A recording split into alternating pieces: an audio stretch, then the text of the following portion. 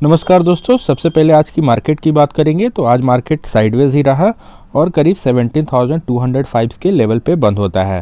तो लगातार हम लोग को साइडवेज मार्केट देखने को मिल रहा है और अपना पहले मेथड को डिस्कस कर लेते हैं। तो पहला हम लोग 20 का मूविंग एवरेज यूज़ करते हैं जो कि आपको ब्लू लाइन शो कर रहा होगा, और दूसरा हम लोग 200 डेज़ का मूविंग एवरेज को यूज़ करते हैं जो कि आपको पिंक लाइन शो कर रहा होगा, और तीसरा इंडिकेटर हम लोग पिवट पॉइंट या पिवट लाइन भी लगाते हैं जो कि आपको सपोर्ट या रेजिस्टेंस बताता है।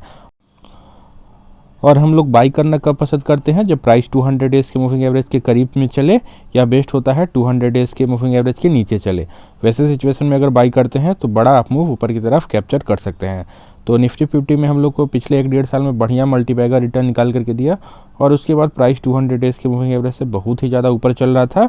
और यही बात करते हैं कि यहाँ पे FIIs DIIs का कुछ सेलिंग आ सकता है, और FPIs ने करीब 18,856 करोड़ का बिकवाली किया है केवल फरवरी के मंथ में हम लोग बात कर रहे हैं। तो बहुत ही बड़ा बिकवाली FIIs का चल रहा है, और फॉरेन पोर्टफोलियो इन्वेस्टेड FPIs करीब 18,856 करोड़ का बिकवाली इस मंथ फरवरी में कर चुके हैं। और जिसका मेन रीज़न है जियोपॉलिटिकल टेंशन जो रशिया और यूक्रेन के बीच में चल रहा है, और एक और मेन रीज़न है कि जो रेट हाइक करने वाला है US फेड रिजर्व, उसके कारण भी मार्केट में अनसर्टेनिटी का दौर बना हुआ है, और FIIs यहाँ से लगातार बिकवाली करके इमर्जिंग मार्केट से निकल रहे हैं, और वो सेफेस्ट मार्केट जैसे अमेरिकन मार्केट में ज़्यादा पैसा लगा रहे हैं। और सबसे पहले हम लोग बात करेंगे देश की तीसरी सबसे बड़ी IT कंपनी विप्रो के बारे में। बहुत ही ज़्यादा मल्टीबैगर रिटर्न हम लोग को पिछले 1-1.5 साल में निकाल करके विप्रो ने दिया था, और उसके बाद ये क्वार्टर थोड़ा इसका सबड्यूड रिजल्ट आया था, जिसके कारण से हम लोग को बहुत ही बड़ा फॉल देखने को मिल रहा है विप्रो में। और जैसा कि हम लोग देख रहे थे, प्राइस 200 डेज़ के मूविंग एवरेज से बहुत ही ज़्यादा ऊपर चल रहा था, और डबल टॉप जैसा फॉर्मेशन भी हम लोग को देखने को मिलता है जो कि बेयरिश पैटर्न होता है, और उसके बाद से अच्छा गिरावट हम लोग को देखने को विप्रो में मिल रहा है। तो हम लोग पहला एंट्री के लिए बात करते हैं कि 200 डेज़ के मूविंग एवरेज के करीब में हम लोग को पहला एंट्री लेना है जब कुछ हम लोग को सपोर्ट दिखे तो। लेकिन हम लोग 200 डेज़ के मूविंग एवरेज के करीब में विप्रो में देख रहे थे कोई सपोर्ट नहीं लेता है और स्ट्रेट फॉल करते ही जाता है। अभी तक हम लोग को कोई सपोर्ट नहीं दिख रहा था दोस्तों, लेकिन और 550 के लेवल पे एक अच्छा विप्रो में हम लोग को सपोर्ट दिख रहा है दोस्तों। और एक बार मार्केट यहाँ पे सपोर्ट लेता है, यहाँ पे सपोर्ट लेता है, और फिर आज हम लोग को बुलिश कैंडल से 20 के मूविंग एवरेज के ऊपर क्लोजिंग दिया है। तो एक और कैंडल का वेट करें, एक और कैंडल अगर बुलिश 2-3% का विप्रो में बनता है तो आप कुछ बाई करके चल सकते हैं। अगर ऊपर के प्राइस पे भी फंसे हुए हैं तो यहाँ पे कुछ एवरेजिंग कर सकते हैं। क्वालिटी स्टॉक है, कुछ गिरावट में डरना नहीं है, मौका बन रहा है तो और भी खरीदारी करना है। तो विप्रो में एक और कैंडल का वेट करें और उसमें आप लोग एंट्री बना सकते हैं। और मान लीजिए यहाँ से भी और नीचे आता है तो नीचे का पिवट करीब 497 पे है, और भी अपना क्वांटिटी को एवरेज कर सकते हैं। लेकिन बार बार हम लोग डाउन ट्रेंड में एवरेजिंग करने का सलाह नहीं देते हैं कि मान लीजिए कुछ यहाँ हम लोग नीचे की जितना भी मार्केट आते जा रहा है हम लोग बाई करते जाते हैं किसी भी स्टॉक में। वो बहुत ही गलत सिचुएशन होता है, और -20% से लेकर 30% तक चला जाएगा अगर डेली डाउन ट्रेंड में आप एवरेजिंग करते हैं तो हम लोग को डाउन ट्रेंड में लोकेशंस का वेट करना होता है। तो पहला लोकेशन हम लोग 200 डेज़ के मूविंग एवरेज के करीब में बाई करते हैं। तो अभी फिलहाल 200 डेज़ के मूविंग एवरेज के वेल बिलो भी चल रहा है। और अगला स्टॉक की बात करेंगे इन्फोसिस, देश की दूसरी सबसे बड़ी IT कंपनी, और बहुत ही क्वालिटी स्टॉक, डिविडेंड और बोनस का बादशाह रहा है इन्फोसिस। तो इसमें भी हम लोग बाई करके चल सकते हैं। तो फिलहाल की बात करें तो इसमें प्राइस 200 डेज़ के मूविंग एवरेज से ऊपर चल रहा था, और यही बात करते हैं FIIs का यहाँ पे सेलिंग आता है तो वही हम लोग को देखने को मिलता है, और स्ट्रेट फॉल कर जाता है इन्फोसिस में भी, और प्राइस 200 डेज़ के मूविंग एवरेज के करीब में ही कंसोलिडेशन कर रहा है। तो पहला एंट्री के लिए बोलते हैं दोस्तों कि 200 डेज़ के मूविंग एवरेज के करीब में हम लोग क्या करेंगे, पहला एंट्री हम लोग ले लेंगे। तो 200 डेज़ के मूविंग एवरेज के करीब में अभी आ चुका है, और एक बुलिश कैंडल भी आज बना है और 20 के मूविंग एवरेज के पास है। तो एक और कैंडल का वेट करें, और 20 के मूविंग एवरेज के अगर ऊपर क्लोजिंग दे देता है तो 2 बजे के बाद आप लोग इन्फोसिस में कुछ बाई करके चल सकते हैं।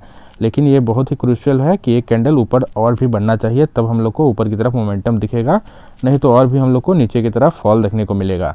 लेकिन हमारा काम है पहला एंट्री 200 डेज़ के मूविंग एवरेज के करीब में ले लेना है। ऊपर के प्राइस पे भी इन्फोसिस ले चुके हैं तो कुछ एवरेजिंग भी आप लोग कर सकते हैं। और अगला स्टॉक की बात करेंगे रिटेलर्स का बहुत ही ज़्यादा फेवरेट स्टॉक, एक शानदार IT स्टॉक हैप्पीएस्ट माइंड के बारे में। और मल्टीबैगर रिटर्न हम लोग को निकाल करके दिया था, लिस्टिंग में भी प्राइस डबल हो चुका था, और उसके बाद से प्राइस बुल रन में ही था। और उसके बाद से हम लोग देख रहे हैं कि प्राइस 200 डेज़ के मूविंग एवरेज से भी बहुत ही ऊपर चल रहा था। तो यहाँ पे हम लोग कुछ प्रॉफिट बुकिंग करने के लिए भी बोले थे हैप्पीएस्ट माइंड में, लेकिन बहुत सारे मित्र हमारे यहाँ पे खरीद रहे थे। तो यही कारण है कि बहुत सारे रिटेलर्स इस प्राइस पे फंस चुके हैं, क्योंकि उनको लगता था कि हैप्पीएस्ट माइंड कभी नीचे आएगा ही नहीं। तो बहुत ही लगातार हम लोग को डाउन ट्रेड देखने को मिल रहा है, और इसमें क्लासिक एग्जांपल है कि हम लोग को ज़्यादा डाउन ट्रेड में एवरेजिंग नहीं करना है। तो हैप्पीएस्ट माइंड की क्वार्टरली रिजल्ट की बात करेंगे तो सेल्स करीब 193 करोड़ का पिछले साल दिसंबर क्वार्टर में था, वहीं इस साल बढ़ के हो चुका है 266 करोड़। तो बहुत ही अच्छा इंक्रीज़ हम लोग को सेल्स में देखने को मिल रहा है। वहीं हम लोग प्रॉफिट आफ्टर टैक्स की बात करें तो 45 करोड़ का प्रॉफिट आफ्टर टैक्स हम लोग को देखने को मिल रहा है, और लास्ट ईयर इसी क्वार्टर में करीब 42 करोड़ का था। तो बहुत सेल्स और प्रॉफिट हम लोग को इंक्रीज़ होते हुए हैप्पीएस्ट माइंड में दिख रहे हैं, जो कि कंपनी का अच्छा परफॉर्मेंस हम लोग को दिखाता है। लेकिन हैप्पीएस्ट माइंड का जो सबसे मेन प्रॉब्लम रहा दोस्तों, वो था इसका प्राइस टू अर्निंग रेशियो। बहुत ही ज़्यादा हैवीली प्राइस पे इसको लिस्ट किया गया, और करीब 144 के पी पे वर्क कर रहा था। यही कारण था कि इसमें ज़्यादा सेलिंग हम लोग को देखने को मिल रहा है, और अभी प्राइस टू अर्निंग रेशियो भी करीब 88 के करीब आ चुका है। तो अभी प्राइस टू अर्निंग रेशियो भी मैनेजेबल पी पे आ चुका है, ग्रोथ भी अच्छा है। तो जहाँ पर भी मौका मिलेगा हैप्पीएस्ट माइंड में हम लोग बाई करेंगे। लेकिन हम लोग यही बात करते हैं, 100 के पी अगर वो क्रॉस कर जाता है तो थोड़ा सतर्क हो जाने का हम लोग को ज़रूरत होता है। तो फिलहाल की बात करें हैप्पीएस्ट माइंड में प्राइस 200 डेज़ के मूविंग एवरेज से वेल बिलो चल रहा है, और यहाँ पे हम लोग को आज सपोर्ट लेते हुए भी नहीं दिखा, और करीब 1028 के पिवट को भी ब्रेक कर दिया है। तो इसीलिए बोले थे कि आज हम लोग को बाई नहीं करना है हैप्पीएस्ट माइंड में। पहला एंट्री तो हम लोग 200 डेज़ के करीब में बोलते हैं, लेकिन यहाँ पे कोई सपोर्ट हम लोग को ज़्यादा दिखा नहीं। अगर मान लीजिए यहाँ पर भी बाई कर चुके हैं तो कोई दिक्कत नहीं, अभी डाउन ट्रेड है, तो हम लोग और भी नीचे के पिवट पे और भी एवरेजिंग करेंगे। लेकिन 1028 के पिवट पे हम लोग को कोई सपोर्ट दिखा नहीं है। तो नेक्स्ट पिवट करीब 905 पे है दोस्तों। तो 905 पे आप लोग हैप्पीएस्ट माइंड में और भी एवरेजिंग कर सकते हैं। क्वालिटी स्टॉक है, अशोक सुट्टा जी का लीडरशिप है, तो आप लोग को कोई डरने वाली बात नहीं है, और भी आप लोग बाई करके चले। आर्टिफिशियल इंटेलिजेंस के क्षेत्र में एक दिग्गज कंपनी साबित होगा हैप्पीएस्ट माइंड, तो इसलिए इस पर बेट करना है।